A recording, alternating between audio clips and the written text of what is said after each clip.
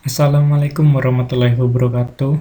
Saya Augusta Satrianto dengan NIM 200512140007 dari kelas Sistem Informasi 2020A. Di sini saya akan menjelaskan materi mengenai standarisasi jaringan komputer. Yang pertama, apa itu jaringan TCP/IP? TCP/IP adalah Transmission Control Protocol atau Internet Protocol adalah suatu standar komunikasi yang dapat digunakan untuk bertukar data antar komputer oleh satu komunitas yang tergabung melalui jaringan internet. Informasi yang akan dikirimkan terbentuk dalam sebuah paket dengan ukuran tertentu. Bila informasi yang akan dikirimkan berukuran besar, maka informasi tersebut dibagi-bagi dalam beberapa paket. Kemudian paket-paket ini dikirimkan ke jaringan. Bila di setiap ujung jaringan terdapat komputer yang mengerti IP, maka komputer tersebut dapat menerima paket tersebut. Komputer penerima akan menggabungkan lagi paket-paket yang diterimanya menjadi sebuah informasi yang siap disajikan. Kemudian, apa fungsi jaringan TCP/IP? Fungsi dari jaringan TCP adalah bertanggung jawab untuk mengadakan komunikasi antara dua host atau komputer, sedangkan fungsi IP adalah untuk menyampaikan paket data ke alamat yang tepat. Kemudian untuk kelebihannya yang pertama adalah cocok untuk berbagai macam jaringan. Kemudian TCP mengidentifikasi secara unik device yang lain di seluruh jaringan.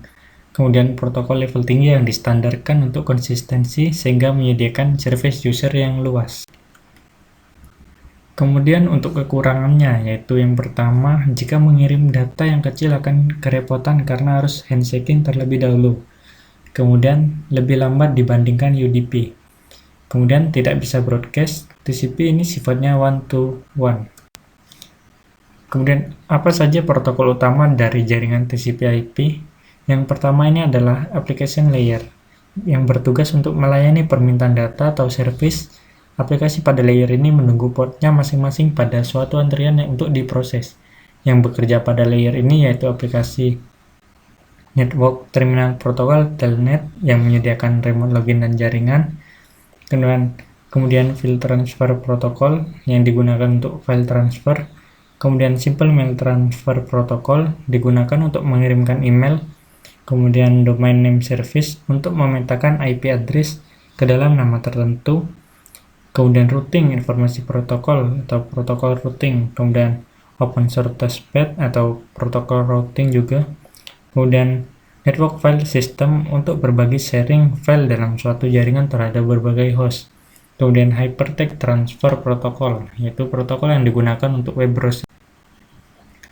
Kemudian yang kedua ini adalah transportation layer untuk membentuk sebuah sambungan antara host penerima dan pengirim sebelum kedua host tersebut berkomunikasi dan seberapa sering kedua host ini akan mengirim acknowledgement dalam sambungan tersebut satu sama lainnya.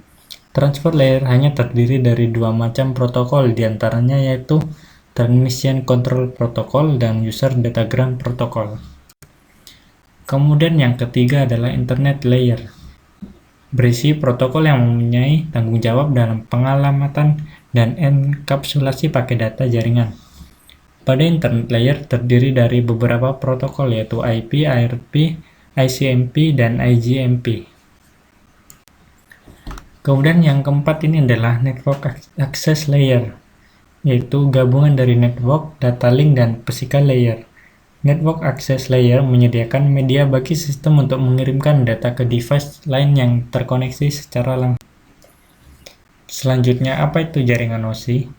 OSI atau Open System Interconnection adalah model referensi yang mana tercipta dalam bentuk kerangka konseptual, bahkan sekarang ini telah menjadi suatu standar koneksi untuk sebuah komputer. Selain itu, ia diciptakan untuk memenuhi tujuan tertentu.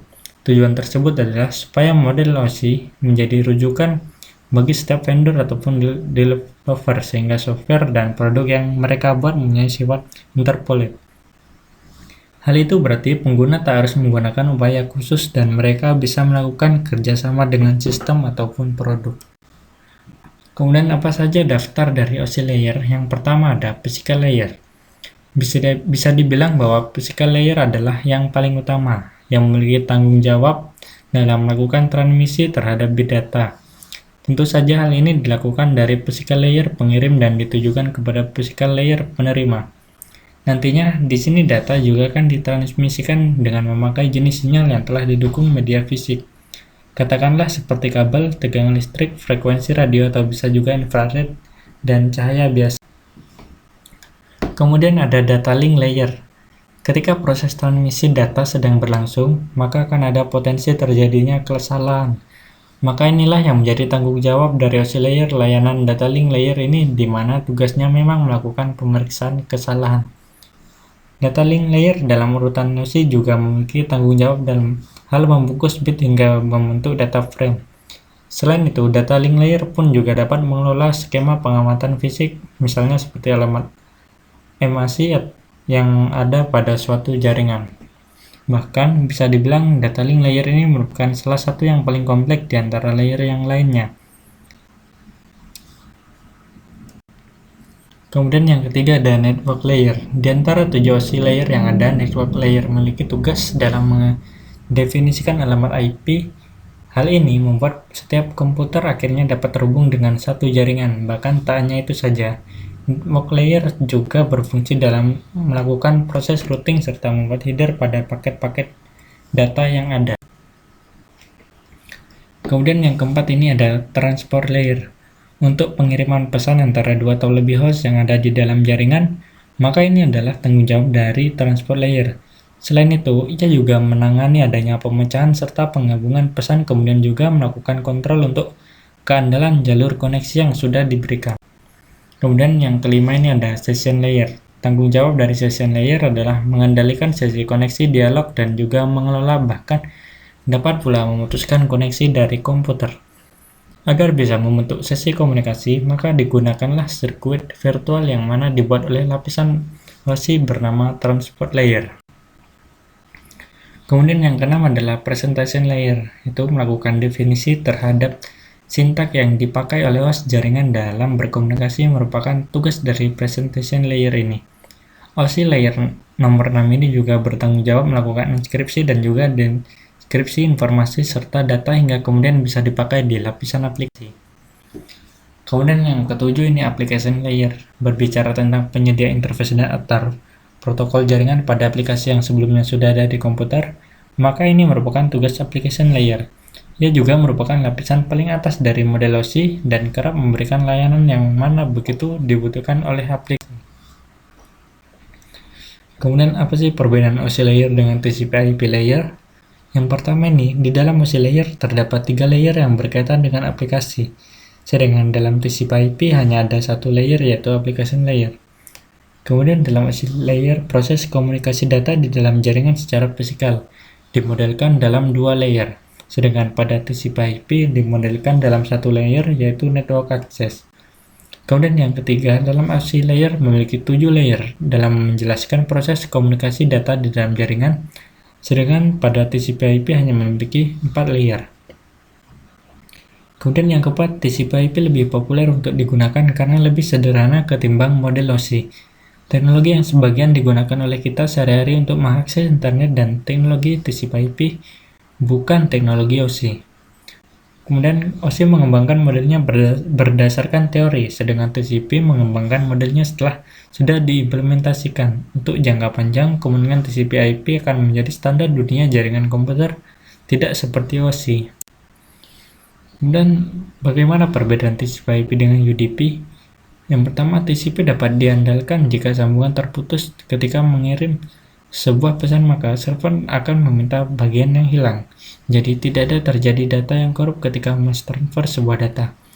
Kemudian UDP tidak dapat diandalkan jika mengirim suatu pesan atau data, jika tidak akan tahu apakah sudah terkirim atau belum dan apakah sebagian dari pesan tersebut hilang atau tidak ketika proses pengiriman.